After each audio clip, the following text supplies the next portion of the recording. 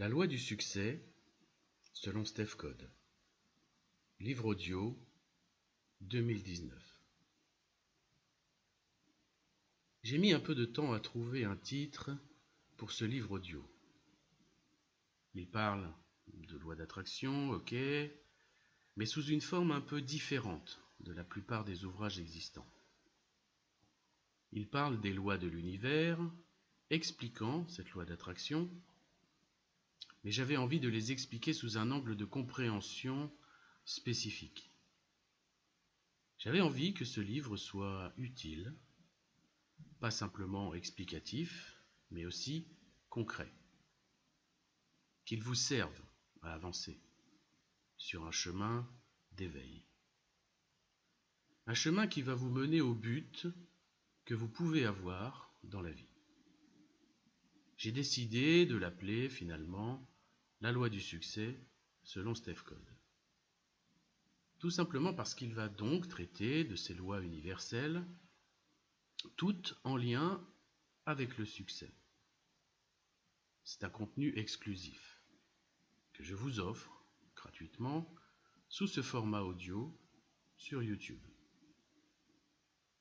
Je vous incite juste à l'écouter de bout en bout si vous avez 1 heure devant vous, et ensuite de le mettre de côté pour pouvoir le réécouter de nouveau plus tard et voir en quoi il a pu vous servir comme un outil de progression pour vous mener au succès. D'abord, je ne me suis pas présenté. Je suis Steph Code, auteur, conférencier dans le domaine du développement personnel, spécialiste de la loi d'attraction, du bien-être et de la motivation. Je suis formé et certifié en psychologie positive, en sophrologie et en pratique énergétique. J'ai beaucoup aussi étudié la pensée critique, l'éthique philosophique, ainsi que les neurosciences. Je suis l'inventeur de la capacitologie, dont un livre papier est sorti en 2018. Cependant, je ne suis pas thérapeute. Je suis plutôt un théoricien de l'univers. Mon activité de praticien réside surtout dans le partage pour le plus grand nombre. D'où cette concrétisation par ce livre audio.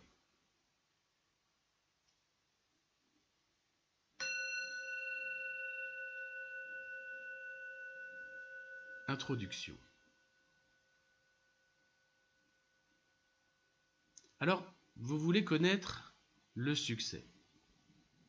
Le succès, cet objectif que vous voulez atteindre dans la vie, cette chose positive dont vous rêvez, que ce soit dans les relations amoureuses, familiales, que ce soit au niveau physique pour votre santé et votre bien-être, ou plus basiquement que ce soit dans l'abondance matérielle et financière, ou plus spirituellement une sagesse que vous voulez acquérir ou dont vous voulez vous rapprocher.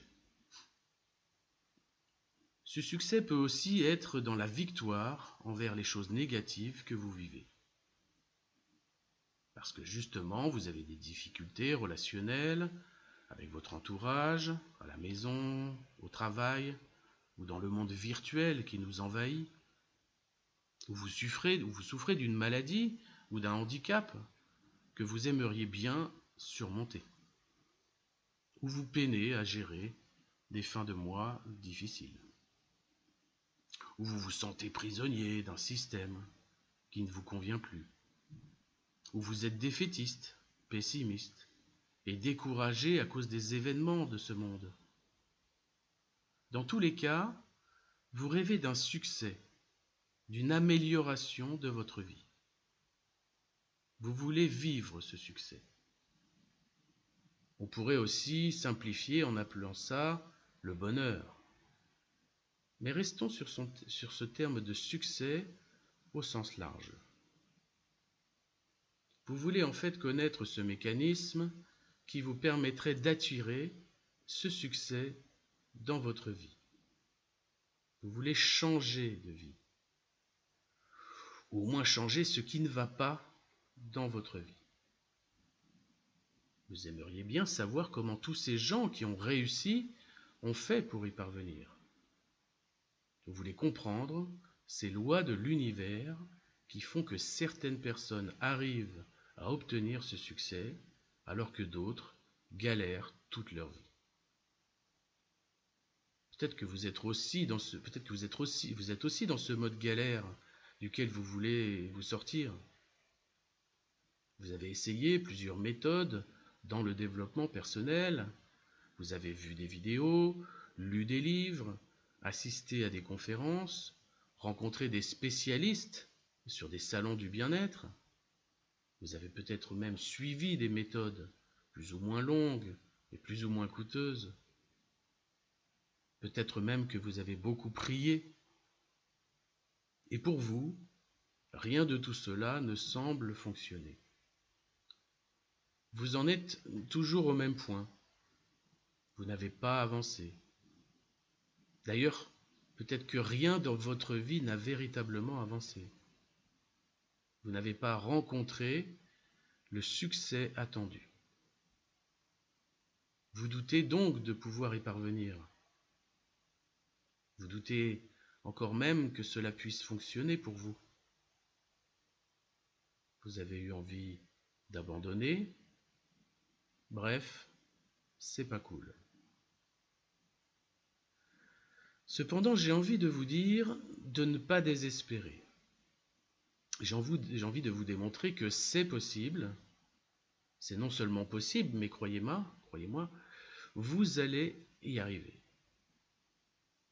Le fait de comprendre comment tout ceci fonctionne va vous mettre sur la piste, sur une piste devant vous, qui va vous mener à ce succès attendu. Ce qui est proposé ici est une explication du fonctionnement de ces lois de l'univers qui font que les choses arrivent. Le simple fait de comprendre ces lois va, normalement, en toute logique, vous éclairer. Le fait de comprendre ces lois va vous pousser à les mettre en pratique. Pour vous. Pour votre bénéfice personnel. Vous y avez droit. Non seulement je vais vous expliquer ces lois dans la théorie, mais aussi vous aider à les mettre en action par la pratique. En effet, la théorie ne sert à rien seule si on ne comprend pas comment cela fonctionne. Et la pratique seule ne sert à pas grand-chose si on ne décide pas de le mettre en action. Il ne s'agit pas ici d'une nouvelle théorie, mais d'une nouvelle pratique. Ce qui va vous être expliqué ici correspond à la plus importante et à une des plus anciennes philosophies de l'histoire de l'humanité. Cette philosophie, bien que datant de plusieurs millénaires, a été cachée du grand public, de la population de masse. Elle démontre des faits tellement puissants que cette philosophie hermétique était réservée autrefois à une élite. Elle devait rester un mystère, un secret, révélé uniquement lors d'initiations d'érudits méticuleusement triés ou suffisamment bien nés pour en profiter. De nos jours, dans la nouvelle ère qui s'offre à nous, devant tous les bouleversements qui sont en cours, il ne s'agit plus de garder ce secret. Il s'agit au contraire de le diffuser le plus largement possible. On pourrait dire qu'il faut se méfier qu'il ne tombe pas dans des mains de personnes mal intentionnées, mais les plus grands dirigeants du monde sont déjà au courant et ont utilisé et utilisent encore ces lois de l'univers. Il est donc temps que l'intégralité de l'humanité puisse elle aussi en profiter, pour le plus grand bien de tous, et aussi pour le plus grand bien de soi-même. Car il faut bien comprendre une chose, c'est que tout doit venir de nous-mêmes. Tout vient à nous d'abord. Il ne s'agit pas d'égoïsme. Et encore, même s'il s'agissait d'égoïsme, on a tout à fait le droit de tout faire commencer par nous-mêmes. En fait, tout doit commencer par nous-mêmes. Et seulement ensuite, les changements pourront se répandre autour de nous. Par exemple, il est impossible d'aimer les autres si on ne s'aime pas soi-même. Il est impossible aussi d'aider les autres dans un domaine si on n'a pas soi-même une certaine maîtrise dans ce domaine. Il est aussi impossible de calmer la colère des autres si on n'est pas soi-même, si on est soi-même en mode colère. Ou encore essayer de rassurer quelqu'un qui a peur si on est soi-même effrayé. Ou plus matériellement, conseiller financièrement quelqu'un si on est soi-même peu fortuné. Vous connaissez un tatoueur qui n'est pas tatoué? Vous connaissez un nutritionniste qui fait plus de 100 kilos? Tous les conseils que vous allez entendre devront être mis en pratique pour fonctionner. La théorie seule ne sert à rien. Tout doit donc émaner de nous. Alors c'est parti, commençons.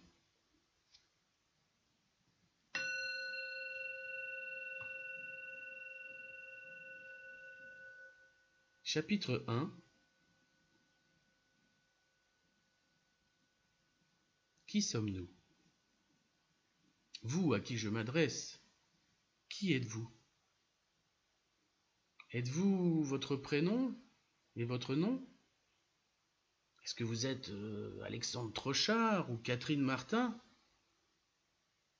Il ne s'agit que de votre identité, que vos parents et un système ont choisi pour vous. Vous n'êtes pas votre prénom et votre nom.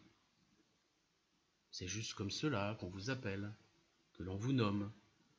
C'est par cela que les administrations et la société et les autres vous identifient. Mais ce n'est pas vous. Ce n'est pas l'essence même de votre personne. Alors qui êtes-vous? Êtes-vous votre corps? Êtes-vous vos bras, votre cerveau, votre ventre? Eh bien, pas plus. Votre corps vous appartient. Vous parlez de votre tête, de vos mains, de vos jambes. Ce sont des organes qui appartiennent à votre corps. Mais ce n'est pas vous non plus. Votre personne, ce n'est pas votre corps. Alors, qui êtes-vous? Beaucoup diront « Je suis ma pensée ». Je suis au regret de vous dire que vous n'êtes pas non plus votre pensée. D'ailleurs, votre pensée, vous ne la contrôlez même pas. Ce serait bien dommage que l'on soit sa pensée. On a 60 000 pensées par jour et 95% de ces pensées sont les mêmes que la veille. On ne peut même pas s'arrêter de penser. Votre pensée est là, pour vous. Elle est créée pour vous. Ces petites phrases dans votre tête ne sont destinées qu'à vous. Vous êtes le seul destinataire de vos pensées et le seul capable de les entendre. D'ailleurs, votre comportement n'est régi par des pensées conscientes qu'à un très faible pourcentage. C'est votre subconscient qui s'occupe principalement de ce que vous vivez, de ce que vous décidez, de ce qui vous arrive dans la vie. On pourrait dire que votre subconscient, c'est vous. Ce serait quand même un peu limitatif et pas tout à fait exact. Disons qu'on est alors notre esprit et que cet esprit est l'ensemble de notre subconscient et de notre conscient. On peut même parler d'une conscience spirituelle. Voilà, c'est ça. Vous êtes votre conscience spirituelle. C'est d'ailleurs bien cette conscience qui guide et qui influence nos pensées. On parle bien de prise de conscience pour changer d'état d'esprit. Cool. On sait maintenant qui on est. Vous savez maintenant qui vous êtes. On connaît donc par quoi doit commencer ce processus, par la conscience. Mais au final, on doit arriver à un résultat. Ce résultat va être déterminé par des actions que l'on va entreprendre. Il faut donc comprendre l'enchaînement de ce processus. Il faut savoir par quel chemin notre conscience va créer des résultats concrets dans notre vie. Pour ceci, il va falloir plonger au plus profond de l'infiniment petit.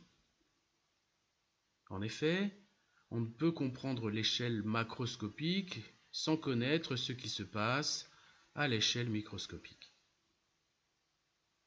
Sans avoir besoin de compétences scientifiques particulières, on va descendre tout simplement à l'intérieur des particules subatomiques.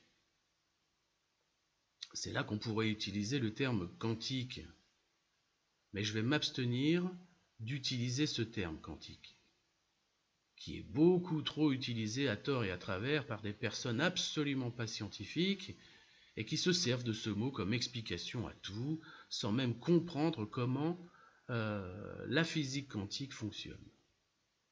On a maintenant des thérapeutes quantiques, des praticiens quantiques, des chirurgiens quantiques même. Méfiez-vous de tout cela. Mais faisons quand même un zoom au plus près de ce qu'on appelle la matière. En dessous des molécules, des électrons, des neutrons, puis des quarks, et de ce qu'il y a encore à l'intérieur, on finit par découvrir quelque chose de très spécial. On apprend et on constate que tout ce qu'on appelle matière est en réalité composé exclusivement de vide en vibration. Tout est vibration. Je suis sûr que ce n'est pas la première fois que vous entendez cette assertion. Elle est vraie. Dans l'univers, tout est vibration. Et cette vibration, la vibration, génère une énergie. Et cette énergie, l'énergie, contient de l'information. Et cette information est portée ou stockée dans la fréquence de chaque vibration. C'est la base de tout. Tout est vibration. Prenez cela comme une sorte de mantra. Il faut absolument comprendre cela, accepter cela et vivre avec la connaissance que ce système qui compose l'univers n'est rien d'autre que de la vibration. Plus précisément, le tout, le grand tout, ce qui contient tout, n'est composé que de vibrations. Comme par définition du tout, rien n'existe en dehors de ce tout, rien ne peut être différent du tout. Ceci grave dans la pierre l'assertion que l'univers est un ensemble exclusif de vibrations et de rien d'autre. De la vibration, toute la vibration, rien que la vibration. En temps normal, il faut déjà se poser après avoir compris cela. Donc laissons passer cela et revenons demain avec nos questions.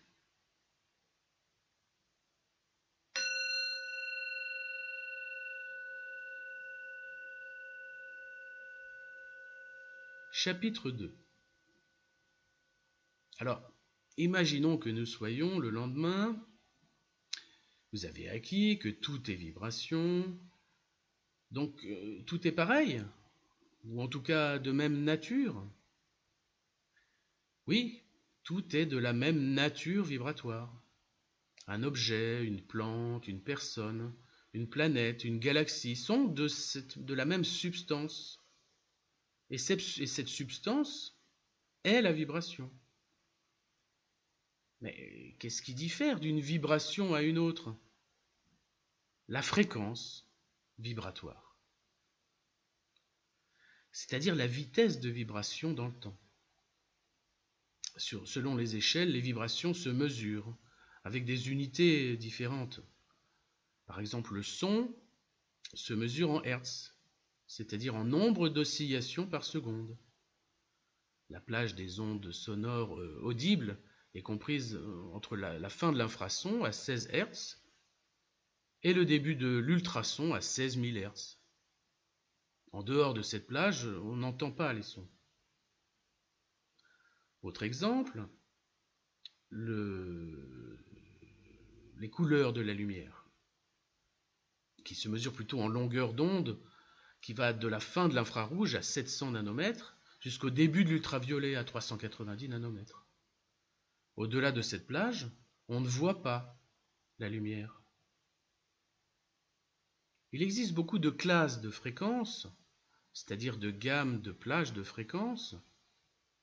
Les classes de fréquences vibratoires sont très différentes les unes des autres. Certaines sont donc perçues par nos sens, comme on vient de le voir, le son audible ou la lumière visible. D'autres non, les ondes radio, le Wi-Fi, les rayons gamma, les rayons X. D'autres sont encore plus subtils, comme par exemple les champs énergétiques du corps humain, ce qu'on appelle l'aura. Et ils se mesurent scientifiquement. Ces énergies sont d'ailleurs utilisées par ceux qu'on appelle des magnétiseurs, ou encore dans des soins énergétiques, comme dans le Reiki.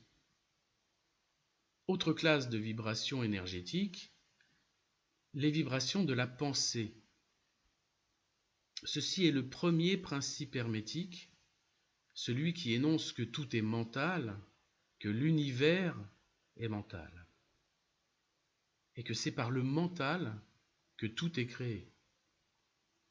Le mental est une vibration, ce qui est normal puisque tout est vibration, et que rien n'existe qui n'est pas vibration. Et comme tout est vibration, les personnes, les lieux, les événements, les circonstances sont aussi des vibrations, ou ont au moins des vibrations. Et ces vibrations ont des fréquences, une multitude de fréquences différentes. Pour les personnes, vous le savez déjà. Vous savez qu'il y a des personnes négatives, des personnes toxiques, des personnes qui vous pompent de l'énergie, soit par leur attitude, soit par leur caractère, soit par leur façon de penser, ou tout simplement par leur être, qui semblent faire tout foirer par leur simple présence. Des personnes qui mettent mal à l'aise, des personnes aigries, qui en veulent à la terre entière, y compris vous, qui passent leur temps à critiquer sans arrêt, ou qui sont dans un combat permanent.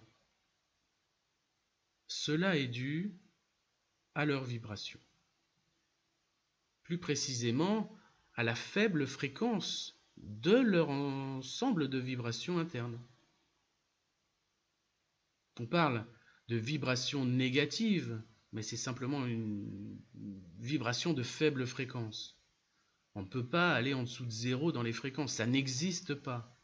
Le terme négatif est cependant passé dans le langage courant pour indiquer des fréquences inférieures à d'autres fréquences, qu'on qualifie donc de négatives.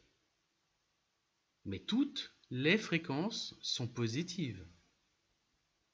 Acceptons dans la suite le terme de fréquence négative, ou tout de moins de fréquence inférieure aux vôtres, ou inférieure à la moyenne selon le point de vue.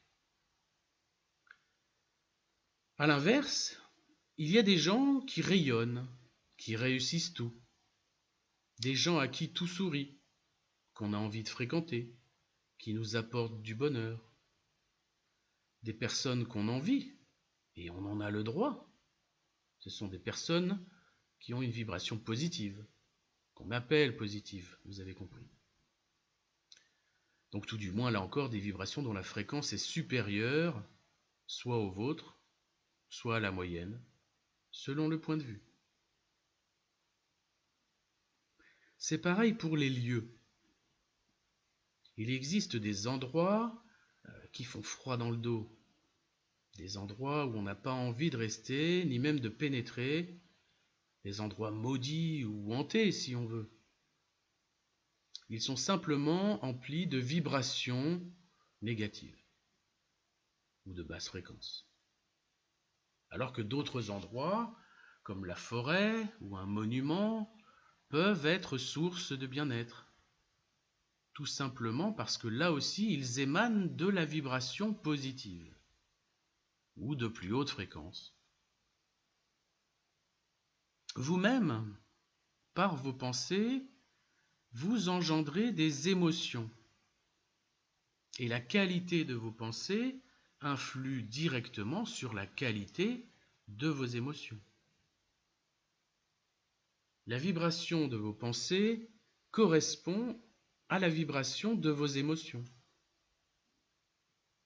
Si vous manquez de confiance, vous engendrez de la peur, du refus, de l'indécision. Si vous manquez d'amour, vous engendrez de la méfiance, de la haine, de la colère. Alors comprenez bien que le fait d'avoir des pensées positives engendre des émotions positives. Et que ces émotions positives vont vous servir à accomplir des actions positives. Il y a une affinité entre les vibrations de la pensée et celle des émotions. Mais cette affinité existe sur tous les plans de vibration. Ce système d'affinités qui font s'attirer les éléments ayant la même fréquence vibratoire s'appelle la loi d'attraction. Ou plus justement, la loi de vibration dont la conséquence est la loi d'attraction. Ou encore la loi de manifestation. Si on reprend la définition de la loi d'attraction, elle stipule qu'on attire dans sa vie ce à quoi on apporte de l'importance, que ce soit positif ou négatif, et qu'on en soit conscient ou non. Outre le fait d'avoir bien compris le principe de vibration, ainsi que le principe de mentalisme, c'est-à-dire que l'univers est mental, dans le sens où l'intelligence est la source de la création, il faut aussi comprendre le principe de correspondance, comme on dit dans la philosophie hermétique. Ce qui est en haut est comme ce qui est en bas, ce qui est en bas est comme ce qui est en haut. Cette vieille phrase alchimique veut expliquer la chose suivante. Quel que soit le plan sur lequel on se trouve, on parle de plan physique, de plan émotionnel, de plan mental ou de plan spirituel, ce sont les 4 plans qui sont la base de la capacitologie. En fait, un plan est une classe de vibration. Le fonctionnement est identique sur tous les plans. L'affinité qui fait s'attirer les éléments de même fréquence fonctionne, quelle que soit la classe de vibration. C'est ainsi que les corps célestes, comme les planètes ou les étoiles, s'attirent entre eux. C'est ainsi que les gens de même culture ont fait des civilisations, et que les guerres se sont faites entre groupes d'individus différents. C'est ainsi que les gens qui partagent les mêmes valeurs vont plus être à même de s'unir, et que les gens qui ont un même but peuvent plus facilement s'entraider. Cela va même plus loin. Il est possible de s'affranchir globalement des classes de vibration. Il est possible de traverser des plans supérieurs, et inférieurs aussi, mais ce n'est pas le but, C'est ce que font les médiums, par exemple, en communiquant avec des plans de conscience, avec des fréquences de mondes parallèles, invisibles à nos sens habituels. Le principe de correspondance nous explique tranquillement que tout suit exactement la même règle d'affinité. Quel que soit le plan de conscience ou la classe de vibration, l'affinité fait s'attirer les choses similaires. Si on voulait simplifier au maximum, on pourrait dire que le négatif attire le négatif et que le positif attire le positif.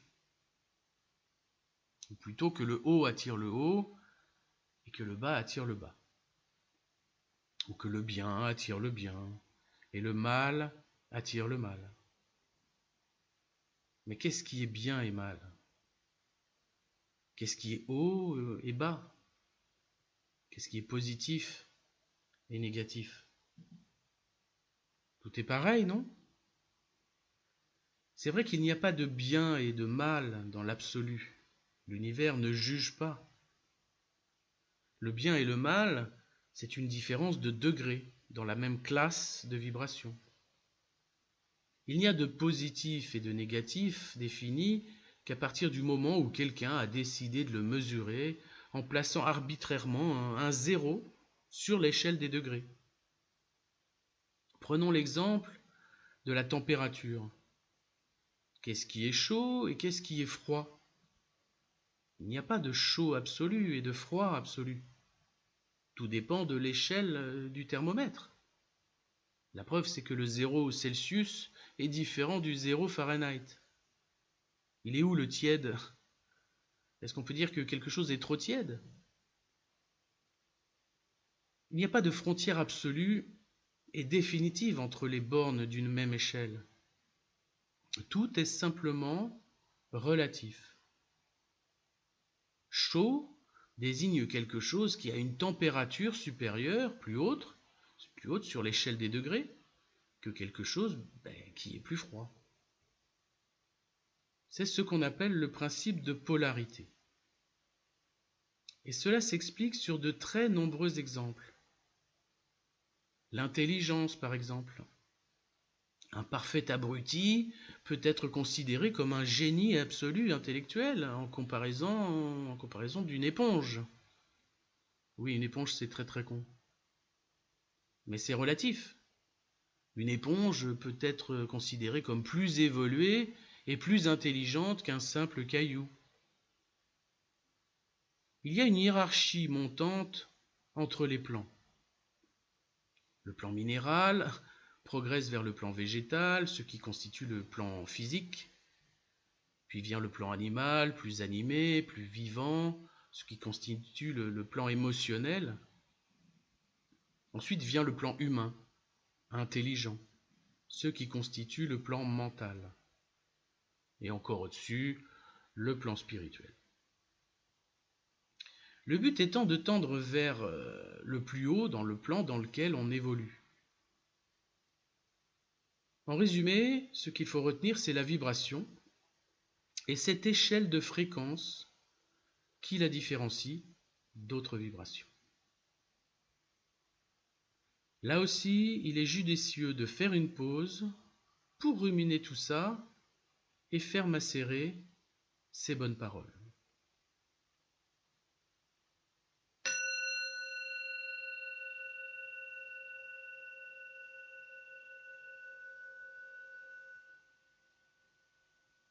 Chapitre 3. Nous voici de retour. On a vu précédemment les quatre principes hermétiques fondamentaux. Le principe de mentalisme, qui explique que l'univers est mental et que c'est par la pensée que l'on peut tout créer. Le principe de correspondance, qui explique que tout fonctionne de la même manière quel que soit le plan sur lequel on se place. Le principe de vibration, pour moi le plus important, qui explique que tout dans l'univers est en mouvement vibratoire et que l'affinité fonctionne par similarité de ces fréquences vibratoires. et le principe de polarité qui explique que tout est relatif sur la même échelle de degrés. Ce qui permet de dédramatiser beaucoup de choses. Un autre principe important dans cette philosophie hermétique est le principe de rythme. Celui-ci est un des principes les plus délicats à faire accepter. Ce n'est pas parce qu'il est plus complexe à comprendre, mais il fait référence à des cycles, dont celui de la vie et donc de la mort. Et l'être humain n'aime pas l'idée de la mort. Le rythme, c'est celui du pendule, par exemple, qui oscille de droite à gauche. C'est celui du jour et de la nuit, jour, nuit, comme dans le film. C'est celui des saisons dans l'année, saison froide, saison chaude. C'est aussi donc celui de la vie, où l'on naît, on évolue, puis on régresse et on meurt. Ce principe de rythme est bien lié au principe de vibration. La différence avec les exemples précédents, c'est qu'ici la période de temps est plus longue. Une seconde, un jour, un an, une vie. Mettez-vous en image mentale la représentation sinusoïdale de la courbe d'une vibration.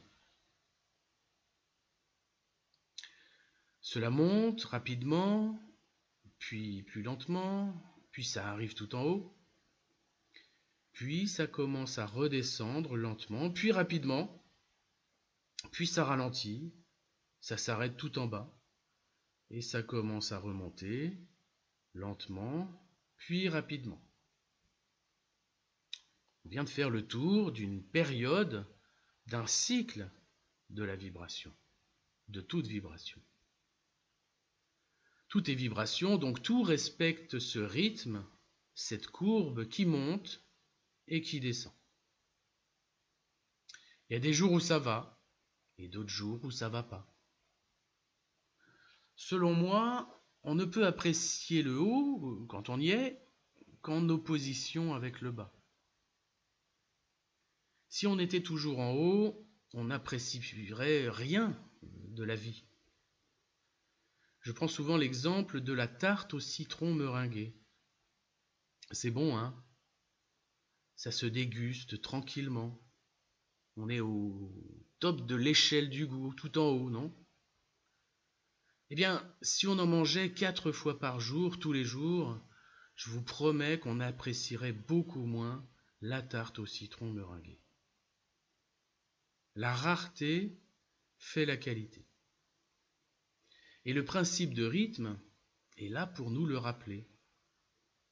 Régulièrement, constamment, indéfiniment. De même, à l'opposé, quand on est tout en bas, c'est bien par le souvenir du principe de rythme, que l'on sait que l'on va remonter. Après la nuit vient le jour. Après l'hiver vient le printemps et l'été. Personnellement, je déteste l'automne. Mais c'est pas grave. Je sais que c'est un cycle et qu'il fera chaud quelques semaines ou quelques mois plus tard. On a aussi, après la mort revient la vie. Même s'il faut tout refaire, car on oublie tout dans une nouvelle incarnation. Mais ça, c'est une autre histoire. De manière pratique, sur ce principe de rythme, essayez de redescendre la ligne de l'axe horizontal vers le bas. Ainsi, il y aura virtuellement plus de parties hautes de la courbe que de parties basses. Concrètement, c'est minimiser les choses négatives pour laisser une place plus grande aux choses positives. Il y a des philosophies où il faut essayer de tout considérer comme du positif. Ce n'est pas tout à fait réaliste selon moi. Alors il faut jongler, déplacer le zéro de l'échelle sans subir ni se laisser déborder.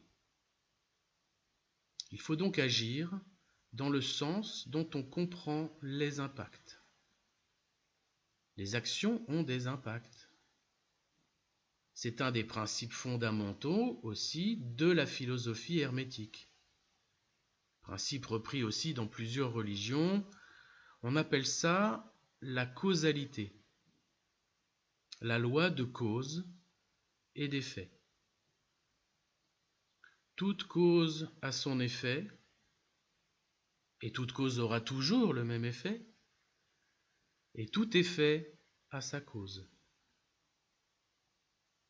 Ceci signifie que toute action aura des répercussions, et que tout ce qui arrive est dû à quelque chose. C'est vrai pour tout ce que vous vivez dans votre vie, et principalement tout ce que vous vivez. Vous êtes responsable à 100%. Cela ne sert à rien de rejeter la faute à des causes extérieures. Vous êtes la cause unique de votre vie. Vous n'avez aucune excuse. Vous ne devez plus jamais utiliser d'excuses. C'est vous qui faites votre présent et qui plantez des graines pour votre futur. Rien d'autre, ni personne d'autre, c'est urgent de comprendre ça. Si on croit que ce qui nous arrive est dû à des causes extérieures à nous-mêmes, on se supprime tout contrôle possible sur notre avenir. Ceux qui ne comprennent pas ça ou qui n'admettent pas ça ne pourront jamais avancer sur le bon chemin, et même pas avancer du tout. À partir de maintenant, bannissez le terme d'excuse de vos pensées, de votre vocabulaire et de votre comportement. Ça, c'est pour la forme passée. Nos causes du passé ont créé les conséquences de notre présent. Pour la forme future, selon le même principe, ce sont nos causes du présent qui engendrent les conséquences du futur. Nous sommes en train, ici et maintenant, de planter les graines de nos futurs. Nous créons les causes, nos causes à nous, pas les causes des autres. C'est nous qui créons notre futur, comme nous avons créé notre présent.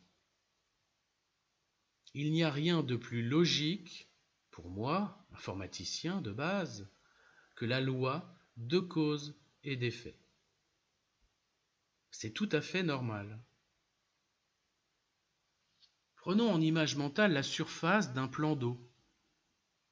Chaque vague, chaque oscillation de la surface est due à une vibration qui s'est appliquée physiquement sur les molécules d'eau de la surface. Et c'est ce qu'on appelle aussi l'effet papillon, ou l'effet du chaos.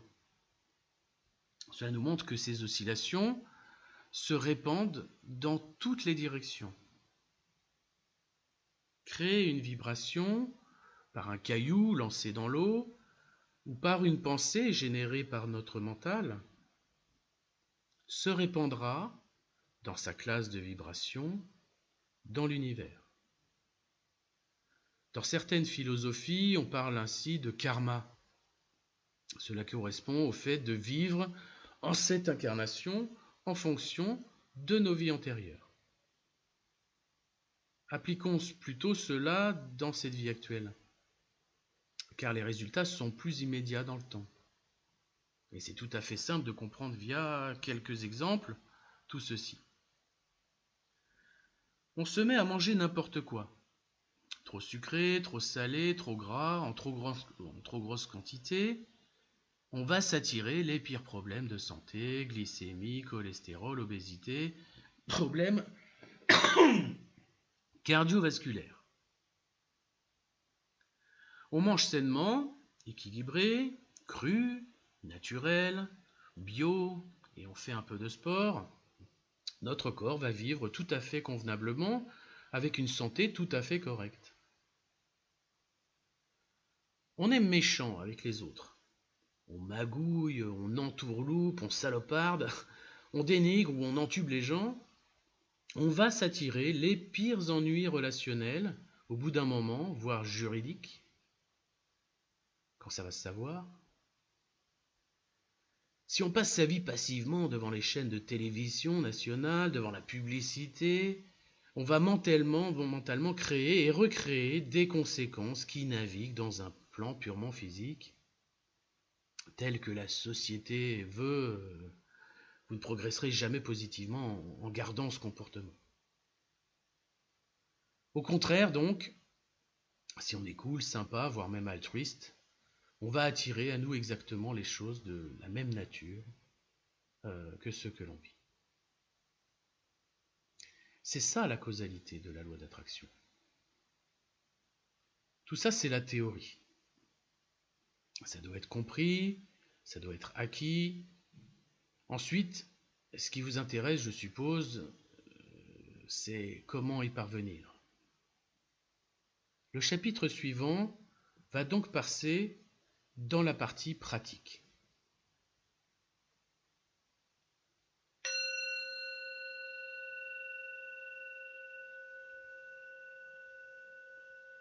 Chapitre 4. On en arrive à la partie pratique de ce livre audio, la partie où vous allez avoir une sorte de manuel opératoire finalement. Assurez-vous bien quand même, avant d'aller plus loin, que vous avez bien compris comment s'enchaîne le fonctionnement de l'être humain. C'est schématisé par le premier symbole de la capacitologie, le symbole UD, qui explique que tout vient du plan mental, mais que ce plan mental est influencé par un état d'esprit, par une prise de conscience qui vient du plan spirituel et qui modèle nos pensées. Le plan mental, parfois chaotique, anarchique, va générer des éléments dans le plan émotionnel. Et le but est d'écouter ces émotions créées justement pour quelque chose. Leur but est de nous guider, nous aiguiller, pour savoir si nos pensées sont bonnes ou non. C'est ce qu'on appelle aussi notre intuition. Eh bien, il faut la suivre, son intuition, promis. L'ultime étape étant de passer à l'action dans le plan physique. Sinon, il ne va pas se passer grand-chose. Alors, par quoi commencer ? Je fais souvent faire cet exercice en conférence devant l'auditoire en demandant à l'assemblée de faire un vœu. Un vœu magique, rapidement, en 3 secondes. Et que s'ils ne l'ont pas fait dans les 3 secondes, c'est trop tard, c'est perdu. La plupart des gens font une tête complètement surprise, ils semblent désemparés car ils n'ont pas eu assez de temps pour faire leur vœu. C'est vrai qu'on n'est pas forcément prêt à savoir ce qu'on veut. Eh bien, c'est la première étape. C'est de lister ce qui définit votre bonheur, votre succès en fait. Pour être prêt à voir un jour débarquer un génie qui s'appelle l'univers et lui répondre, clac, en moins de 3 secondes. Ce qui peut nous aider à trier ce que l'on veut de ce que l'on ne veut pas, le premier outil à utiliser, c'est la gratitude. Prenez cette habitude de remercier ce qui vous plaît, les éléments positifs de votre vie. Cela envoie déjà un message d'information à l'univers et à votre propre conscience sur ce que vous aimez. Personnellement, un lever de soleil, je remercie. L'air pur de la brise du matin sur le visage, je remercie. Un sourire renvoyé par un passant dans la rue, je remercie dans ma tête. Une musique pas entendue depuis longtemps que je redécouvre, je remercie. Mon relevé bancaire mensuel, je remercie. Même s'il y a des dépenses, il faut bien que l'argent circule, dépenser pour recevoir, l'argent appelant l'argent, je remercie. Je verbalise cette gratitude oralement, quand je suis seul, ou par écrit. De nombreux spécialistes, dont moi, préconisent de le faire par écrit. Sur un petit cahier, sur votre bureau, dans un carnet, dans votre chambre, sur un tableau, dans votre cuisine, ou dans un fichier sur votre ordinateur, ou tout simplement sur une petite note dans votre portefeuille. Ceci nous introduit le second outil, la verbalisation. Selon la légende, c'est le verbe, le logos, qui a créé l'univers. Le verbe, c'est la parole ou l'écrit. Et il est extrêmement important de savoir comment maîtriser sa verbalisation. On ne contrôle pas ses pensées, mais on contrôle sa parole. Sauf avec le syndrome Gilles de la Tourette. En général, on contrôle ce qu'on verbalise. Selon un processus cognitif extrêmement complexe que j'ai étudié, le résultat, c'est la génération d'une idée, par une phrase, un groupe de mots ou un simple mantra, si on veut. Mais il faut que cette verbalisation respecte des règles. Déjà, on utilise la forme affirmative, positive, de toute verbalisation. Hors de question de verbaliser avec des mots négatifs. Si on verbalise par exemple le fait de guérir de sa maladie, on utilise le mot maladie et le subconscient enregistre ce mot. Même si on veut guérir, si on ne veut pas de la maladie, le subconscient n'enregistre pas la négation. Si je vous dis ne pensez pas à une pomme, c'est trop tard.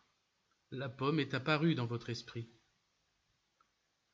Pensez plutôt à la bonne santé qu'à la maladie. Autre exemple, ne militez pas contre la guerre. Vous vibrerez des fréquences liées à la guerre. Militez pour la paix dans le monde. Ceux qui militent contre la pauvreté ne font que l'alimenter. Pensez plutôt abondance plutôt que difficultés financières. Regardez ce qui s'est passé en France avec les gilets jaunes. Vous en connaissez un qui est content du résultat de ce qu'il a attiré? Donc déjà, pas de négatif. Surtout que le négatif est plus persistant dans notre subconscient que le positif. C'est lié au fonctionnement de notre cerveau reptilien, qui mémorise de manière plus persistante ce qui est négatif, pour des raisons de survie évidentes à une époque archaïque où c'était vital. Prenez un rapport de 1 pour 20 pour équilibrer le négatif avec le positif. Une pensée négative doit être comblée par une vingtaine de pensées positives. Autre règle de cette verbalisation, la forme du verbe lui-même. Ne dites pas « je veux ». Vouloir, c'est déjà se mettre dans un état où l'on n'a pas. Si je veux ça, c'est que je ne l'ai pas. Et j'opère dans une vibration de manque de ce que je veux. Alors on dit « j'ai déjà ». Souvent, ce qui est préconisé par les adeptes de la loi d'attraction, mais votre conscience sait que c'est faux. Vous dites que vous avez déjà ce que vous n'avez pas pour ne pas dire que vous le voulez. Car on n'indique pas, car dire qu'on le veut indique qu'on ne l'a pas. Vous me suivez? Toujours. Vous dites que vous l'avez déjà, mais votre cerveau n'y croit pas. Il n'est pas con, notre cerveau, et c'est pour ça que cette méthode ne fonctionne pas. Alors, quelle est la meilleure forme de verbalisation? La meilleure forme, c'est d'exprimer le bonheur lié à ce que vous voulez. J'aime être en bonne santé. J'aime profiter de l'argent que je reçois. J'aime les gens qui vivent pacifiquement dans l'amour. Voilà quelques exemples. J'aime ce nouvel emploi et le bonheur qu'il me procure. J'aime me sentir vivant et heureux en marchant dans la rue. C'est tout à fait cohérent et compatible avec notre subconscient. Vous vibrez dans la fréquence de l'amour, de ce qui vous fait plaisir, de ce que vous voulez attirer et de ce que vous allez attirer. Au début de mes conférences sur la loi d'attraction, je disais qu'il fallait dater ses vœux, mettre une notion de temps, d'échéance à laquelle on se voit vivre son bonheur. Mais en fait, c'est dans le moment présent qu'il faut agir. C'est maintenant qu'il faut sentir l'amour de notre succès. Et en exercice sur les vœux, j'entends souvent je voudrais rencontrer quelqu'un. Alors déjà, la forme je voudrais, on ne sait pas si c'est du conditionnel ou du futur. Il ne faut pas que ce soit du futur, et encore moins du conditionnel. On ne dit pas non plus au présent je veux, on vient de le voir. On dirait plutôt j'aime le fait de rencontrer quelqu'un.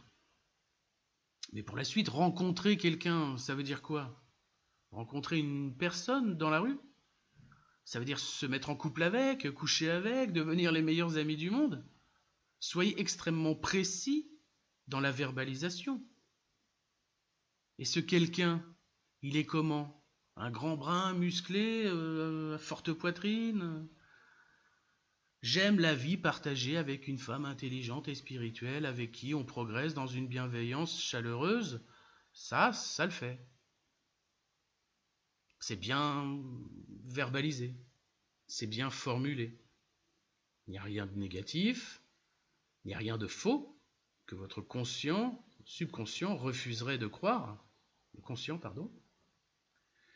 Il n'y a rien de futur, c'est ici et maintenant que vous vivez la chose. Ensuite, vous l'écrivez, sans faire de faute d'orthographe, sur le support que vous voulez. Et vous le répétez, vous le relisez régulièrement. Vous pouvez même le représenter secrètement sous la forme d'un mantra schématique ou la forme d'un alphabet énergétique différent, hébraïque si vous connaissez, ou encore avec des runes qui ont un pouvoir opératoire intéressant. C'est en pratiquant régulièrement ce changement de verbalisation qu'on se met sur la voie du succès. Le troisième outil que je veux vous livrer pour aider à la concrétisation de ce succès, c'est la visualisation. Nous avons des sens subtils, en plus de nos 5 sens traditionnels. La vue subtile, par exemple. Fermez les yeux et pensez à une pomme. Vous la voyez, ronde, de la couleur que vous avez choisie, rouge, jaune ou verte, appétissante. Pourtant, elle n'existe que dans votre esprit, mais vous la voyez quand même. La visualisation est souvent préconisée dans beaucoup de pratiques de développement personnel. Le subconscient adore les images mentales. C'est par exemple par cette méthode que l'on arrive à faire des prouesses avec notre cerveau. Par exemple, la méthode des lieux pour faire fonctionner sa mémoire, qui est une méthode liée aux images mentales. C'est comme cela aussi que fonctionnent les champions d'échecs, en enregistrement les combinaisons de pièces mentalement et visuellement. Visualiser mentalement, c'est mettre une image au-dessus de la légende de ce que vous verbalisez. Les arts visuels, comme la peinture, sont une expression de la visualisation mentale. C'est par la prise de conscience de l'intérêt de ces pratiques que l'on se forge un nouvel état d'esprit pour arriver au succès. Donc si on résume pour la pratique, gratitude, verbalisation, visualisation. On pourrait ajouter l'intuition qui nous montre les premiers résultats que nous renvoie l'univers, ou encore la fluidité, inspirée du Tao, qui permet de mieux s'adapter aux conséquences de nos causes. Pour conclure, je vais vous offrir une formule simple qui résume l'intégralité de ce livre audio.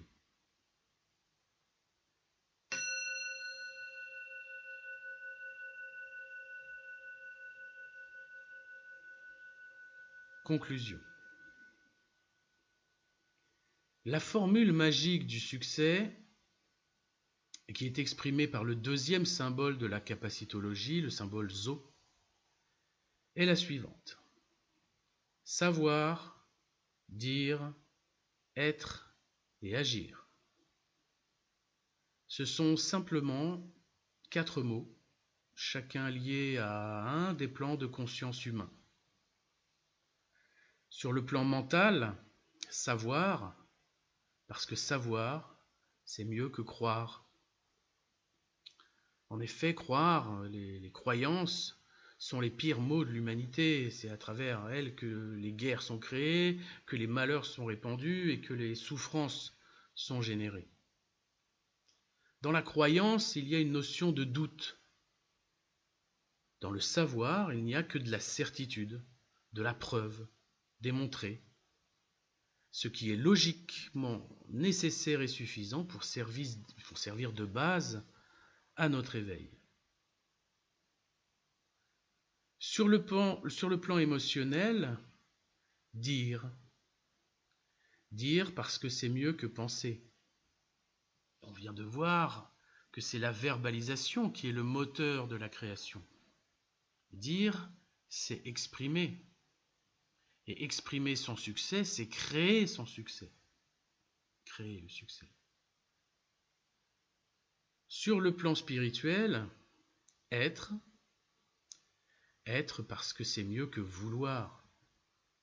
Vouloir, on l'a vu, c'est exprimer ce qu'on n'a pas. Être, c'est vivre ce qu'on aime.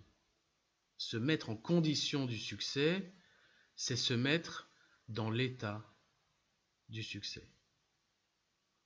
Être, c'est s'aligner. Aligner son être en correspondance avec son savoir, avec sagesse. Sur le plan physique, agir. Agir parce que c'est mieux qu'attendre. N'espérez pas que tout va venir à vous par magie. La magie, c'est vous, c'est votre action.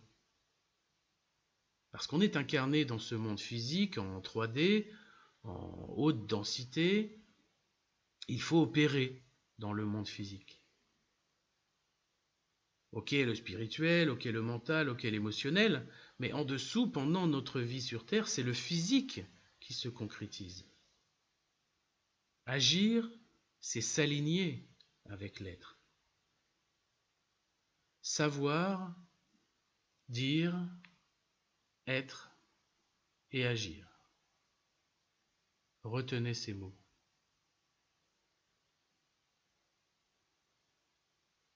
Voilà qui conclut ce livre audio exclusif appelé La loi du succès selon Steph Code.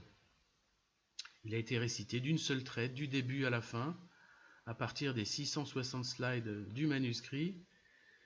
J'espère qu'il vous servira dans votre éveil personnel.